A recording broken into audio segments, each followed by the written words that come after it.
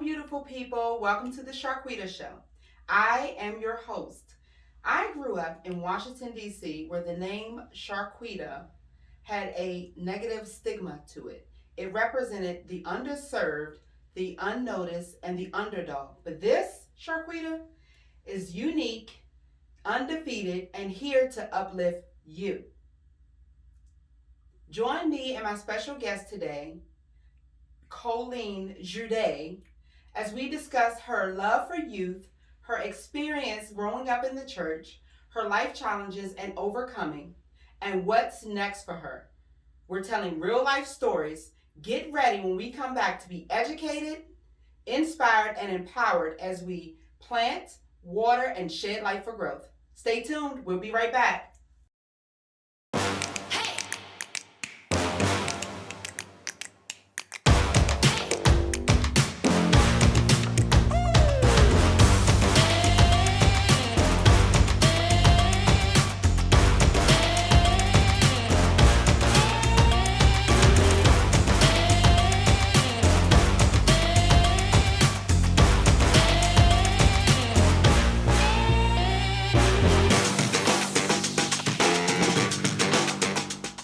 Welcome back, everybody. I have Coleene Jeudy with me today. And so, Coleene, I heard that you are a New Yorker. Yes, ma'am, I am. Bronx born, Brooklyn bred, and Yonkers raised me. Oh, wait, isn't that something? Yes, city girl. So I'm from DC. Yes. So we're both from the city. Mm-hmm.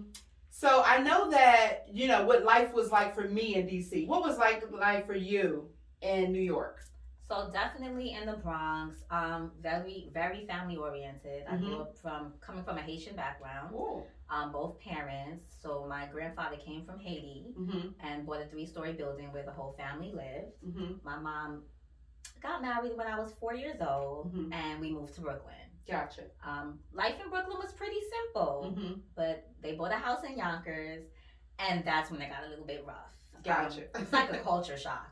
Definitely coming from Yonkers. I was a Brooklyn little Haitian girl. Yeah. With pigtails in my hair, and coming from Brooklyn to Yonkers, the transition was a little bit crazy. I felt like I was judged just from my parents coming out of Brooklyn. It's more of a Caribbean background. Gotcha. All the West Indies kind of moved from their culture and their countries into Brooklyn, and moving into Yonkers. Everyone's like, so if you're from the islands, you from Jamaica?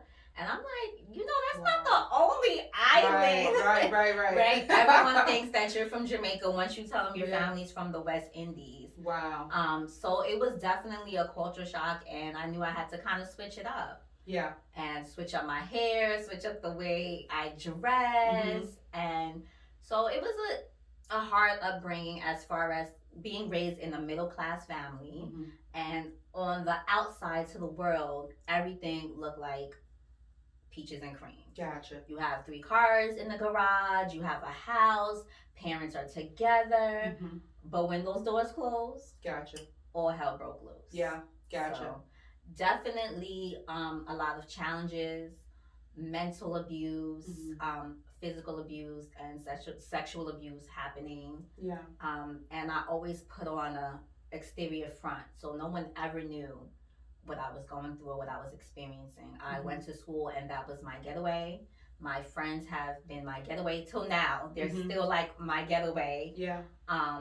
And those are just some of the challenges I experienced. I'm the middle child of 5. Gotcha.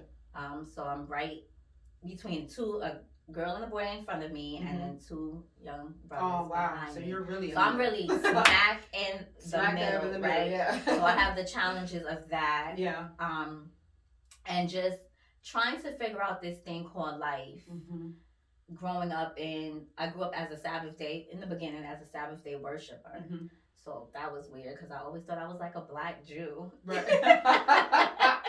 Tell me my identity here, people. Tell me, right? What is going on with it? They're like, so you celebrate the Feast of Tabernacle? Right. And I'm like, yeah. They're like, so are you Jew? I'm not Jew. So what? I don't know. Yeah, that's funny. So definitely, I love school. Mm-hmm. Just was always a straight A student. That was my getaway. Yes. School was my getaway from what was happening in the household. And growing up, Caribbean education is key. They don't care what's going on. You got to get in those books. Right. So that was super important to family. So I made sure I stayed on top of that. And I started to branch out a little bit more in middle school. Branch out into kind of finding who I was and figuring out where I fit in, but still struggled with the abuse that was happening and not knowing how to get out of that. Yeah. And feeling like you have no one to talk to and you're fighting on the inside. Right. And not really knowing the true definition of God at that time. You know, not knowing that's the real out when you're going through life challenges. Learning that on later on in life. But in the beginning, that wasn't like my out. Or dealing with a psychiatrist. Growing up being West Indian, you kind of sweep things under the rug. So you definitely don't talk about anything that's happening in the household. Yeah, that is our culture. Yeah. Even if it's exposed, well, it doesn't go outside this house. Gotcha. You know, so always fighting those struggles and those demons inside and the mental capacity, the challenges that you deal with. And still trying to keep a smile. And I maneuvered through life like that. Always keeping a smile on my face. Always moving forward no matter what the challenges I face. And just continuous, just building resilience without even knowing it. Yeah. So. Yeah. Yeah. And so not to take away from your experience, but there are glimmers of hope and light in those things. And so I know you said one of your greatest triumphs and one of your important jobs is what you would say? Being a mom. Yes. I love my babies. Yes. Tell me about your babies. Yes. So I got pregnant at the age of 15. Which is crazy because I was later on in a strict apostolic Pentecostal church, right? So I found out I was pregnant. I ran away from home, found out I was pregnant. And so that was like my first challenge, you know, having a teenage pregnancy. Never in my wildest dreams or nightmares would I have imagined being a teenage mom, right? But life prepped me for that with my two little brothers. Okay. And helping my mom take care of them and taking care of the neighbors' kids. Yeah. So it prepped me for that. And I did everything by the book when I was pregnant with my first daughter. I mean, they said play Mozart with the headphones on your stomach to develop their brain. And she's brilliant, okay? She is brilliant. She is future MVP for class of 2022. Okay, girl. I love it. So she is super brilliant. So I did everything right when it came to my pregnancy, even though I was experiencing challenges and struggles and really didn't know what I was going to do as a teenage mom. Yeah. You know what I mean? But I was just like, I'm just going to put my best foot forward and make sure that she doesn't experience anything that I had to. Right. And then my second baby also came during a time of struggle and a time of trauma with my children's father. And it's just like God placed both my children the right time in my life. It seemed that it was calamity happening, but he knew that they would bring me some type of peace and hope to keep going. Yeah. So I'm so thankful for them. Right. You know, and I make sure that I continue to just pour into them and pour love into them. And I just love them down. Yeah. My babies.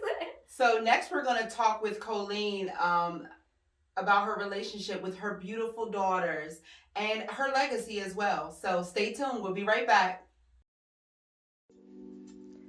Strategically Inspired Solutions is your source for personal and professional development services.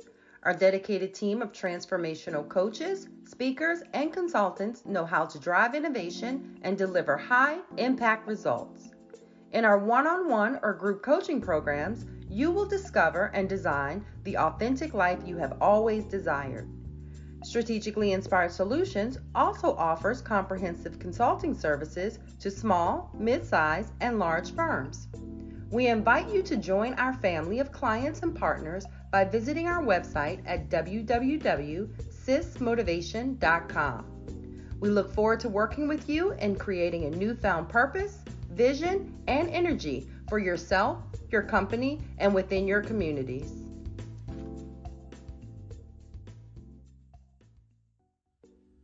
Welcome back, everybody, to the Sharquita Show. So I am here with Coleene Jeudy, and before the break, we were talking about her growing up in New York and having and overcoming trials. Also, we were talking about her most important job, which are her two girls, her two daughters. And Coleene, I want to say that I have watched the roundtable that you had on social media with your girls, and the transparency and love and genuineness that came from that was so it was so apparent. And I know that I'm not the only one who felt that and saw that. And as a therapist, I just sat there and was like, yes, because oh girl, I'm telling you, family therapy is one of my favorites. Some people don't know that, but family therapy is one of my favorites. So when I watched that, I said, oh my gosh, the dynamics of this, it was so rich, right? And there was a pureness there. So one of my first thoughts was, and I didn't know that I was going to have you on the show to be able to ask you, but one of my first thoughts was, what prompted you to have that conversation on camera? So it's called Conversations with Coco. Yes. So definitely, I've been just seeing a lot of posts on my Facebook and my social media talking about trauma and mental health, and I just seen so many people going through so much, and I'm like, my family has experienced so much, and we have overcame so much, right? And I'm not really good at just talking to a camera, you know, one-on-one. Yes. So I felt like it was a conversation needed to happen. Gotcha. And I felt like it would be great if I put my family like kind of out there. Like, let's talk about the things that we've been through. Let's help out other families. Yeah. I think that a lot of times people feel alone in what they're experiencing and what they're going through when it comes to parental relationships. Yes. And I wanted to show that, like, you guys are not alone. This is something that we've all experienced, right? And the place that me and my mother are at this moment came through lots of forgiveness, right? And grace, right? And realizing that she is human just like I'm human, and we're all flawed. Right? So a lot of times these conversations happen so late in life, and it's hard to kind of break down that barrier. So I involved my daughter in it because I wanted to know, how am I doing as a parent? I love it. Right? At this age that you're at, I don't want it to be something that we talk about 20 years down the line, and maybe I'm not able to accept it, or and I don't see it, and I can't change my behavior. So what can we do at this moment that you're experiencing, or what I'm doing as a parent, so I can change my behavior? It's like basically taking a look in your in the mirror, a reflection of yourself, because your child is kind of a reflection of you in so many ways. Right? We might say, I'm nothing like my mom, or I'm nothing like my father, but as you get older, you start to see, I kind of got a little bit of this and that from them, right? So I thought it was important to have the generations there, have my 16-year-old daughter there to tell me, you know, talk about our relationship, and to talk about why I parent her the way I parent her. And my mom was there to say, you know, why she parented me the way she parented me. And we realized that there are generational curses that can happen, so we need to start breaking those. We need to start breaking down those walls. You know, she's coming from an island household, and she basically said, I parented you by working, right? That was love. I remember that.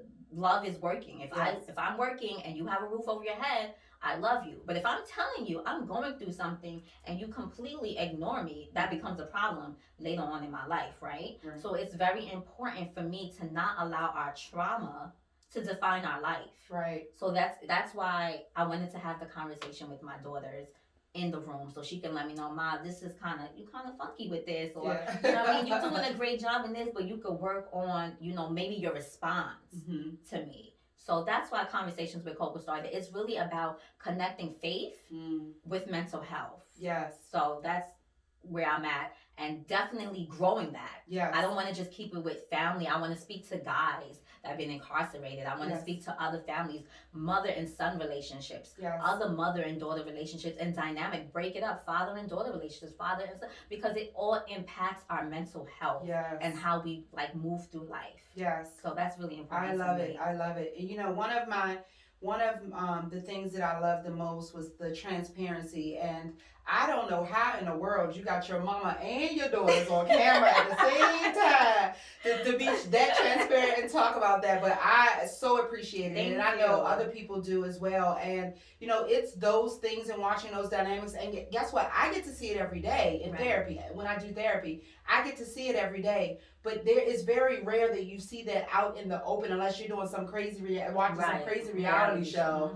That you see it out in the open in a way that it's healing and health for community and nations. Like, this isn't just, you know, and I know you know this, I'm preaching to the choir, but this isn't just for you. This is for community. This is for our nation. This is for healing of so many family relationships and so many dynamics that are, you know, at play. And so for me, youth, definitely right now, like youth, if you can work with the youth, that is almost worth having more than gold. Yes. And because they are our future, they're going to have all these things at their disposal when it comes to technology that we haven't even seen yet. Yes. And so if they're able to use that stuff with God in their hearts, oh my gosh, what could they do? Right. You know, and so the fact that you're, you know, putting those foundations down in your girls and saying to them, I'm not perfect, you know, it's no do what I say and I'm not going to talk to you about this, right? It's I'm not perfect and I'm willing to accept that, and how can we move forward? What can I do to grow? That's gonna breed so much humility in them, you know. And so I wanted to talk to you about youth because I feel like, you know, and I know, just knowing what I know about you, you have a passion for youth, and so do I. And so there are 3 things that I see with the youth, which is, you know, sex, depression, and relationships. And I wanted to hear your thoughts on that because I thought, well, you know, she grew up in the church. I didn't grow up in the church, so I may have gotten a little bit, you know, a little bit different teaching than you got on these 3 things, right? And so tell me, give me the tape. What did I miss? What you missed for Come church? on, what's the train of that? I'm going to tell you what you missed in church. You missed 3 nights out the week, hours and hours and hours and hours of teaching. Oh my goodness. Yes. Lord, we was in church. You sound like my husband. He tells me that all the time. He's like, we were in church 5 days a week. All type of hours, even with school in the morning. They didn't care. But I love it. I want to say, even with, I feel like the church is growing, right? And there's so many different things in the church. And a lot of people suffer from church hurt, including me. I have suffered from church hurt. Right. And it was, I want to say this. I was saved at the age of 12 years old. Holy Ghost filled, speaking in tongues. Yeah. They was tarrying over my soul. We was calling on Jesus for hours, sweating, no water, shaking and baking in the room, hot and sweaty on a June 29th. Yes, I remember. Yes, I love it. And we were all racing to the altar, racing that's right. for Jesus. And that momentum that we felt when we received the Holy Spirit was amazing. Amazing. Right? You cannot describe it. Undescribable feeling, right? Because you just feel like I'm another step closer to reaching the Lord. Like, just my God, I'm just like, so that was a great foundation. Yes. But then things start to get a little, cross at during the teaching. So basically, when it came to sex, you were just not supposed to have sex. Right? You're not supposed to have sex. You're not supposed to think about sex. Sex is supposed to just be out of your mind. Like, just it's not nasty. A thought. It's nasty. It doesn't have anything to do. No fornication. No masturbation. No thought. Even just thinking about it. You know what I mean? And you would think that the wrath of God is coming over you. This is what we were taught. You even thinking about it is the wrath of God. So to me, I always felt like the wrath of God was coming behind me because I'm 15 years old. Yeah. I'm 14 years old. I'm going through it. I'm in middle school. I'm in high school. Of course, that's the thought. It's all around us. You know, all kissing. You know what I mean? Relationships, boyfriend, girlfriend. And I felt like in church, I wasn't properly taught. Yes. So you have the church teaching you just no sex. Right. And then you have your Caribbean household just not saying anything about it. Just like you're not supposed to do it. Right. You know what I mean? And I think that in this day and age, the conversations have to happen. Oh, yeah. Right? And I have these conversations with my oldest daughter. Yep. Like, I'm not going to have you walking out in this world blind, just not knowing what you're going to encounter. Yes. And I think maybe that was the reason I probably got pregnant at 15, and we're gonna go back into relationships now. Yeah. I didn't have the proper relationships. I didn't have the proper relationships where I can say to my mom, I'm feeling a certain way. Right. And I didn't have a proper relationship. I didn't have a father figure, right? I had a stepfather in the house, right? And what we were being taught in church was forgiveness, right? Forgiveness is amazing. Yeah. But now you're telling me to forgive my abuser that lives continuously still in the house with me? Yeah. Right? Now, how do you do that? You're not teaching us how to build a relationship. You're not breaking things up. Yeah. You just need to forgive. There's the church and the trauma and the mental health, because no one's really dealing with the underlying issue. Yes. Right? So I think all of those with the youth, where the church hurt comes from when it comes to the youth, that we were just not taught the proper, even a relationship with Jesus. Yeah. Religion, we was taught religion. Right. Legalism. Yes. Right? When I mean no jewelry, no makeup, skirts down to the ankle, looking like old ladies at 12 and 13 years old, walking around with prayer caps covering our head. Had to have a boy, man. Had to have a boy. You couldn't walk into the altar without a prayer cap on your head. Yes. And I think what I'm learning now is the love of God. And that's important for me to teach my youth and the youth around me. Grace, right? Grace, that you will experience this. This is natural, yes, right? So don't fault yourself for feeling it, but now how can we work through it? How can we talk about it? So whatever you do sexually or in relationships doesn't hurt you later on in life. Yes, so that's important to me. Yeah, thank you so much for sharing that. And a lot of those experiences I had in the church, when I was in the church. In the world, you're right, I was taught very different things about sex. Right.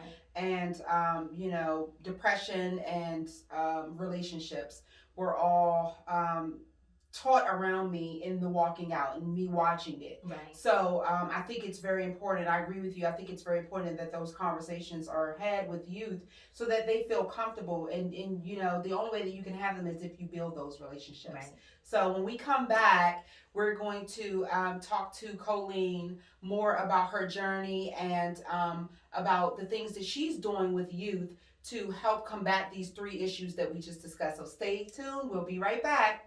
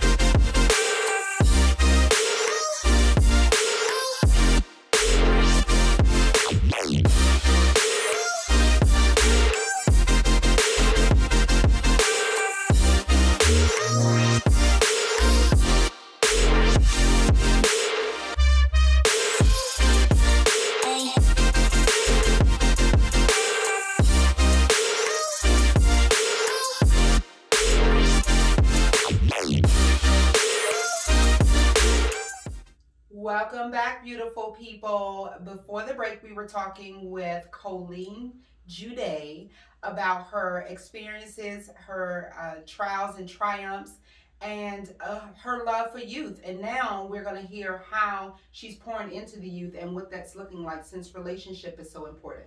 So Coleene, tell me a little bit about your for-profit that you have, Cultivating Legacy, is it called? Cultivating Our Legacy. It's the first 3 initials of my name, C-O-L. Oh. Yes, that just came from God. Yes. I know how. It's about teaching youth positive development, self-esteem, and social issues in our inner city communities. I love it. That came from me being a crisis counselor in the high school and the inner city, and dealing with the youth and seeing what they struggle with: depression, anger, relationships, everything under the sun. Yes. And to feel like I wanted to do more, but couldn't do what you really want to do in a school setting with other people overseeing it. So that's where it came from. Okay, yes. I love it. Thank you. I love it, C-O-L. So you are also writing a book. Yes, You know, that's my passion. Listen, that is my passion. I love to write. That's my sweet spot. That was my getaway. Oh, I love it. When I was younger. Yes. So now it's becoming my life. Mm-hmm. And I'm definitely taking my life story and my challenges, which have built who I am, my personality and my character. Yes. And I'm putting it into a book, which you guys will see soon. Yes. It'll be out very soon. Yes, it will. And may I add that you're publishing with Epic Life Publishing. Okay. Yes, I love it. I love it. Yes. So you also, you know, in between the writing and the your cultivating our legacy, you also volunteer with women. Tell me a little bit about that. Well, I definitely have spoken to women in church, you know, different women in churches, various backgrounds, and just running into people and talking to them about their life story. But I also have a sister non-for-profit organization, which is called Starting With Me, which is my sister's, and it's about mental health. Oh, I love it. And she has asked me to come and talk in segments to mothers and daughters and just the different experiences that people have faced with mental health and their challenges. Yes. And I think it's just so important. I think it's important for men, women, and children Absolutely. to get healing. I don't never want to disregard men because that's super important to me as well. But definitely my connection is with women, right? And with youth, because I was a teenage mom and I experienced so many things, like so many, you know, traumas and crisis situations, which we want to turn into triumphs. Right. And I want them to know that they're not alone. Yes. They're not alone. This journey, you don't have to go through it by yourself. Absolutely. Right? So that's really important to me. Yes, and I'm glad you added that is your niche. You're not excluding men, right? But that is your niche because, you know, it is we all have different expertise. We all have different passions, and you know, certainly there are people that I'm going to have on that their niche are men, right? You know, and I think I agree with you. I think mental health and you know, in the general sense is needed. You know, more awareness, more education, more intervention, more proactive and not reactive, you know, especially when it comes to families, especially when it comes to youth and men. So yeah, thank you for sharing that. And so let us know how we can find you. What's your social media? Oh, my social media. Instagram. Yes. Love Coco 32. Love it. And Conversations with Coco will also be on that. I'm working on my page as we speak. Yes. And also Facebook, Coco Jeudy.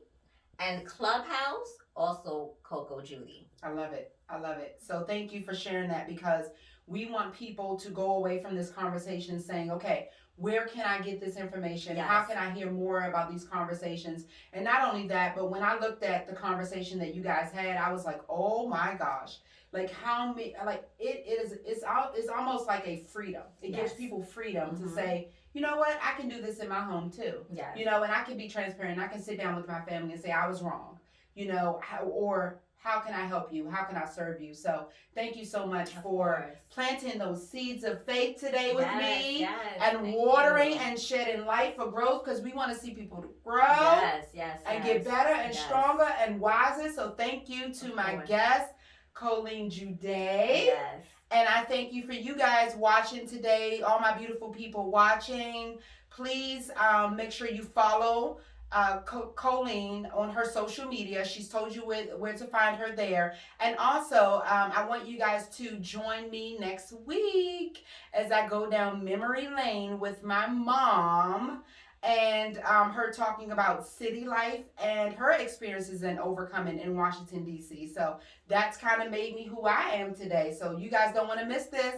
Don't miss this epic opportunity. I'll see you next week. Have a good one.